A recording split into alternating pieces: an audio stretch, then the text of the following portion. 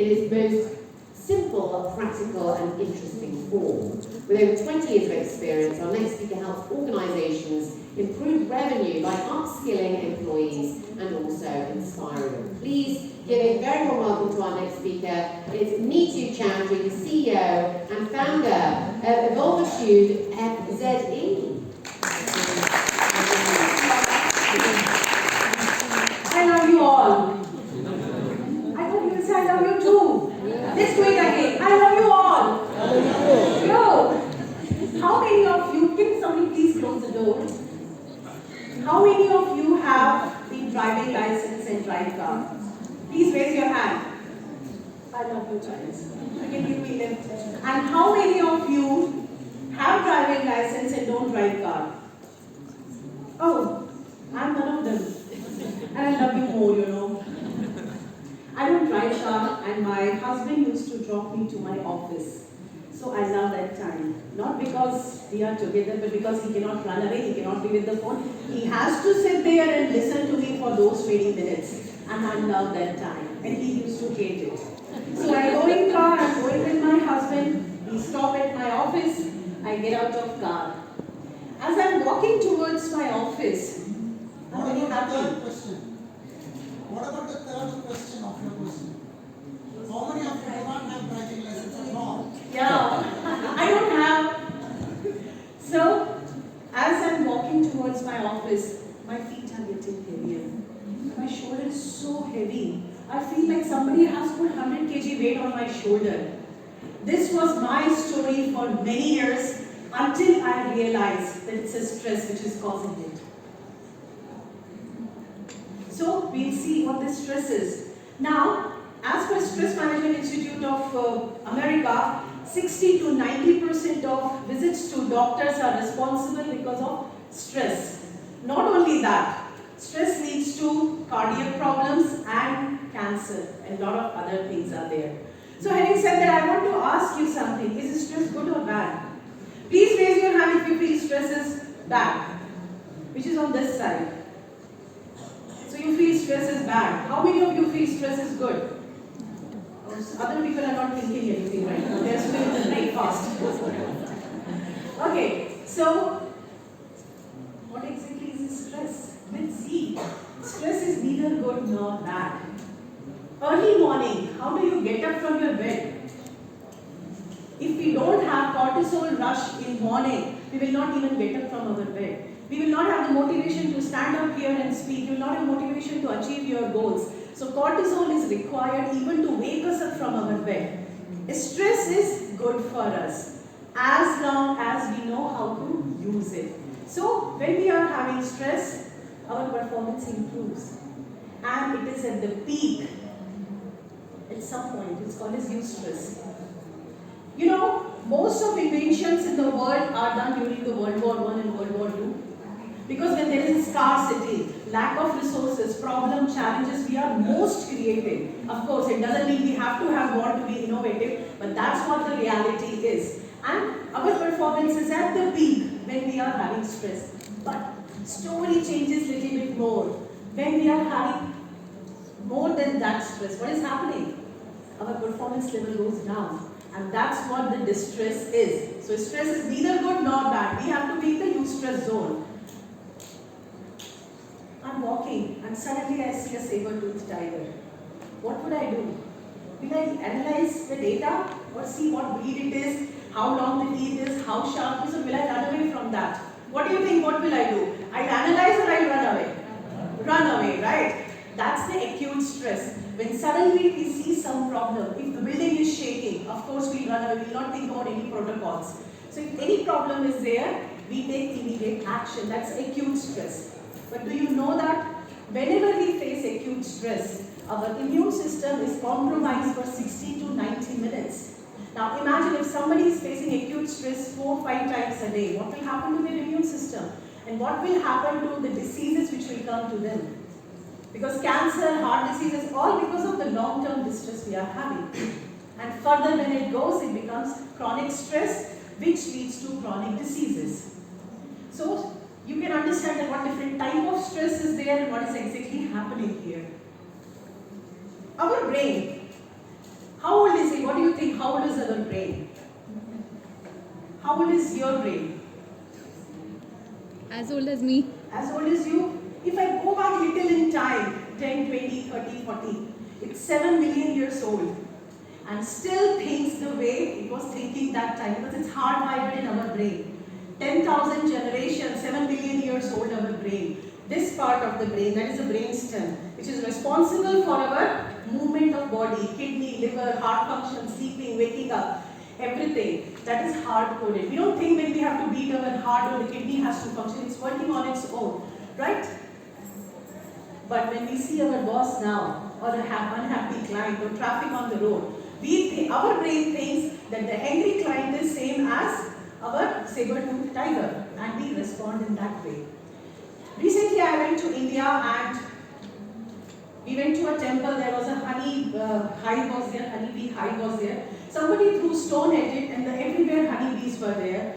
I have arthritis, I cannot walk fast. No wonder like I can't run definitely. My daughter doesn't know the language, so she panicked and she started running. The moment I saw that my mother brain got activated, I was in a panic mode, I started running downhill. And my husband was running behind me. So here is my daughter running, I'm running and my husband running. And it was a good drama over there. That day I realized why this brainstem is required. Because when we are in panic mode, it doesn't care you are having that capability or not. Its only job is to save you. Your brain is evolved for survival, not for happiness, not for achievement, not for reward, nothing. Your brain wants you to survive. And that's what I did. For my daughter, mom brain is again a different topic, but it's activated that time. So this is required. But for our boss, our road traffic, we don't need this saber-toothed tiger brain, right? Now we have saber-toothed tiger and unhappy client or a boss. What happens? Amygdala hijack. What is amygdala? There is a part behind our eyes. It's almond shaped. There are two there, amygdalas, but for some reason it's said in a singular form. So it is there. When it gets hijacked, means we have only three responses: fight, flight, or freeze. If I have a strength, I will fight. If I don't have a strength but I can run away from that, I will run away. Otherwise I pretend I'm dead. I will not move. That's what many animals do. Is there any way that we can send control to this part of the brain, prefrontal cortex, which is a very young brain, which takes wise decision, rational decision?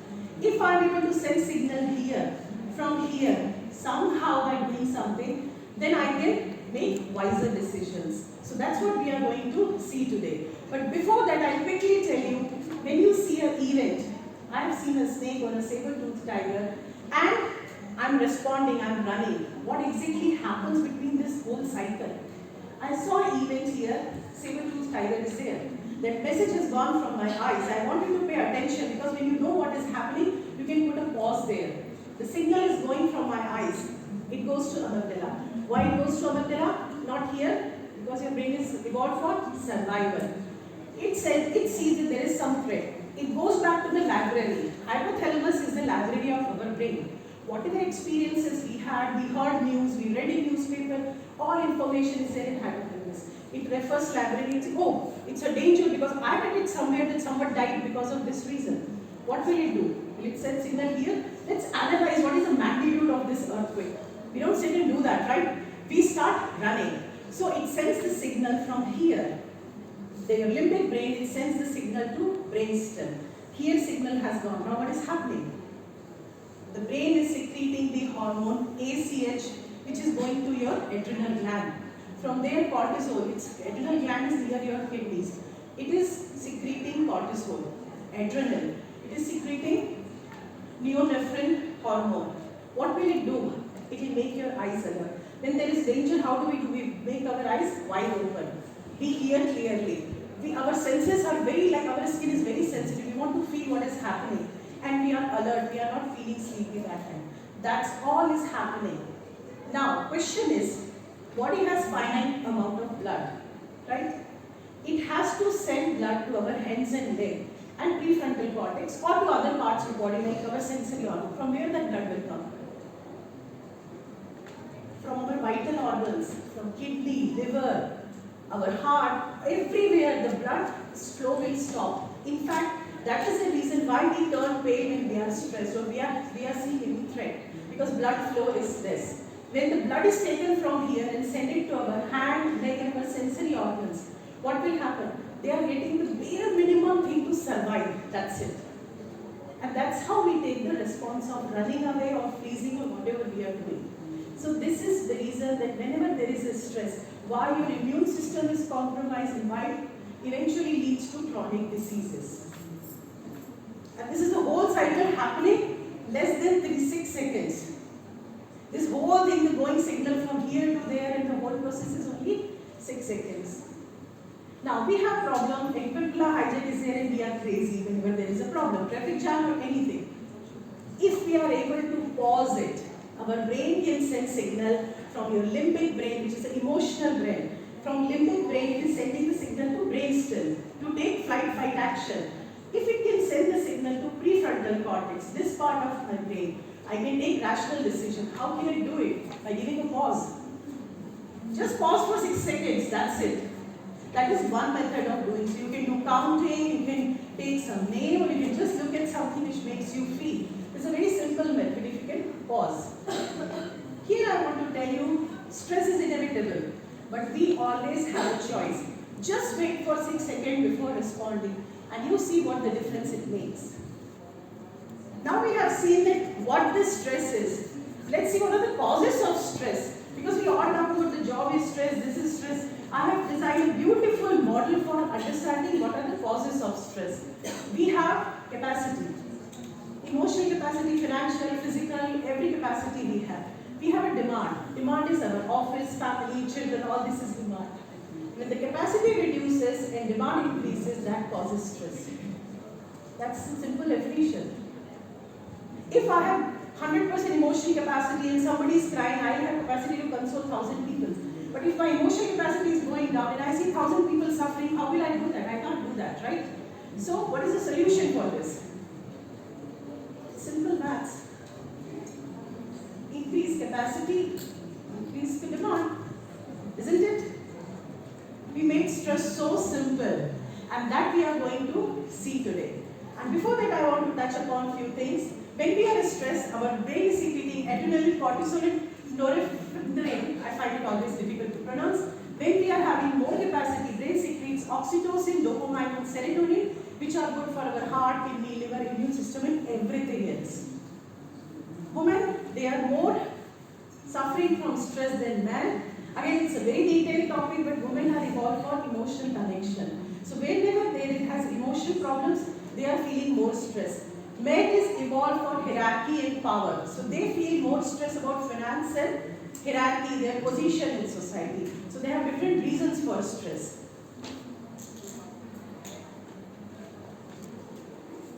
Now I want to take a pause here and think, what do you think? Can you manage your stress? Do you still feel it? Say yes or say no. Yes. Yeah, because stress is not very stressful now. So I will be taking you through 5 activities. Before that, I want you to stand up and shake your body a little bit. Just a little bit, some shaking. And quickly say the next person who's standing to you, you are amazing, I like you. Louder, louder, louder. I love this. And you know why I love this? Because it has nothing to do with what I'm going to talk next. I just wanted you to get up. No, please keep standing. Please keep standing. So we have to do exercise now. It's about neuroscience, right? So we need to have some tools which you take with you, which you can use. The concept of this session designing is that I don't want you to have a spa or the retreat or something because you have to leave your work and do it. I'm going to give you 5 tools which you can use while working. You're standing, you can do, you're talking to somebody, you can do. I was sitting there, I was a little stressed, I used that tool to calm myself down. What these tools will do exactly? 2 things they will do. 4 tools I'm sharing to calm your brainstem. If you calm your body, your brainstem thinks that everything is in my control, so it calms the signal here, it sends a signal here. I'm able to calm my limbic brain, that is an emotion. If I can calm my thoughts, I can send signal to here. So I'm sharing 5 simple methods. The first is the Hemming method. How does it work? You have to put your hands here, press it hard and bring it down. Just bring it down like this. What does it do? It disconnects the signal of stress, because when we were small, there is a science behind everything. When we were small, our mom was wrapping us in a blanket and holding us tight. So it activates that memory that I am safe and I am happy, everything is in my control. Now, feminine technique is done in different ways. Some people like it like this. So you can touch your face gently, or you can touch your hand like this. Because it activates the nerves which tells the brain that everything is in your control. Just feel it. When I close my eyes and feel, I just think of my mom, that she is hugging me. It activates that symptom. Isn't it very simple? Yeah. If you are stressed, you can just, by talking, you can just do this. I'm feeling a little cold, And all great athletes, those who perform in Olympics, they use this method. It's scientific method based on neuroscience. Very simple. The next one, box breathing. On count of 4, we inhale with our nose, then we hold it for 4, exhale with our mouth, little forcefully, hold it for 4 seconds. Now before we do this, I will tell the reason behind it. When we inhale, our lungs become little bigger. Lung goes down. So there is a bigger cavity in my heart. This means the heart room becomes little bigger. This muscle, it's not a hard like block, concrete, right? Heart becomes little bigger. When it becomes little bigger, the blood takes little longer to flow. This gives the signal to brain, you have to increase blood pressure. You have to increase blood flow. When I breathe out, means my lungs have gone up, so there is a small space for my heart to move. Means it's a small room, so heart can quickly go. When heart moves faster, it gives a signal you have to calm down. And that is the reason in all type of meditation they say breathe out. When doctor is giving injection, what do they say? Breathe in and breathe out. Why? To calm us down. There is a science behind it, simple. So let's practice this one quickly. I will count and you inhale from your nose. When you exhale, you have to do it a little louder like this. So inhale 1, 2, 3, 4. Hold it for 4 seconds. 1, 2, 3, 4. Exhale with your mouth forcefully. 1, 2, 3, 4. Again hold it. 1, 2, 3, 4. You can do it 3 to 4 times, and in that you will see result.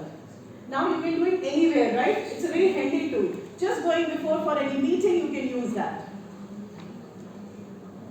Cyclic sign. We inhale with our nose, one long breath and then little short breath. Why we do that? The science behind this is that when we inhale full, our lungs are like, it's not a big 2 pockets. It's a millions of small pockets are there. If we open it, it will be like a tennis court. Full tennis court can be covered with our lungs. It's so many millions of pockets are there. So when we inhale first time long, and then we inhale again little bit, it opens up those pockets. It makes more active. So we inhale it first time, then we inhale little extra, and then we exhale from our mouth. Simple. So let's do it.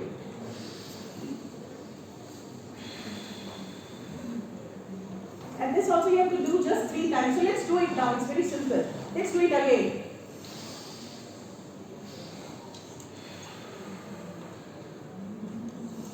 Isn't it? Very simple. And the science behind it also I have explained you, so you can use it anytime. Cyclic hyperventilation with retention. Neuroscientists love these methods. You can sit if you want. If you want to sit, please sit. We inhale little longer with our nose. We exhale shorter with our mouth, and then we hold our breath for some time. So it improves oxygen flow in our body and it decreases the blood flow. So we calm down. So let's try this one. Inhale longer, exhale with your mouth very quickly, and then hold your breath.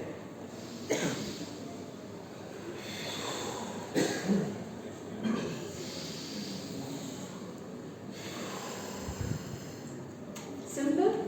It's so simple that it's difficult to believe it sometimes that it really works. But it does, because all this thing is scientifically proven.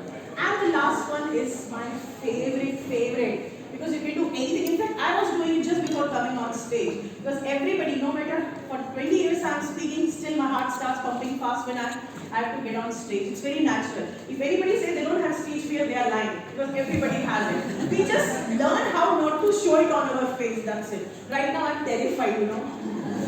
So what is the natural breath, what we do? 4 methods which I have spoken, it's about calming your brain stem, this part of the brain. You're calming your body, you're calming your blood, breathing and blood flow, so it gives a signal to prefrontal cortex. Now we are calming our thought brain, emotional brain, limbic brain. How do we do? We get stressed when we think about either future or past. Is there any way that we can be present right now? I just saw the saber-tooth tiger picture, why have to panic? What is the probability of it coming out and biting me or eating me? 0, right? So how to do that? Very simple. Just close your eyes and observe your breath. Bring all your attention here and just observe. Don't try to control, don't do any yoga or pranayama. Just observe. Let's do it one time. Close your eyes and bring all your attention on your nose. Feel your nostrils. The breath is coming, breath is going. All your focus is on only nostril. You are bringing whole body attention there. And you just observing, only observing without judgment, your nose and how the breath is coming and how it's going. Bring all your attention there. You're not trying to control it, you're not trying to judge it, you're just observing. You're in the moment. And when you're ready, you can open your eyes. How do you feel? It's very simple, it's very effective. All the meditation methods use this thing. The reason is that our mind gets stressed when it goes to future or present. We are bringing it to, future or past, we are bringing it to present. And it's able to send the signal from 6 seconds from here to here. The moment signal comes here, I'm able to make more rational decisions, more wise decisions. Right? We have learned things that there is a capacity, demand, just increase your capacity, reduce your demand. There are many methods to increase capacity: breathing, diet, meditation, exercise, sunlight. Reducing demand, focus on your energy. Where you spend your energy, your time. That's the most important thing. Unwanted situations will come, like my husband still gets stressed when I'm sitting with him in the car. But now he knows these 5 methods, so of course he uses them, and I can talk for longer time because he can't run away from me. So stressful situation will be there, like this question: is English easy? No, because whatever you put is wrong only. So it's not easy, but we can still deal with that. Now I have one question from you. Did you learn something new today which you can implement right now? Please raise your hand if you have learned something new today which you can implement right now, not after 1 year or 2 years. And do you want to see me again? Yes. Oh, I love you guys.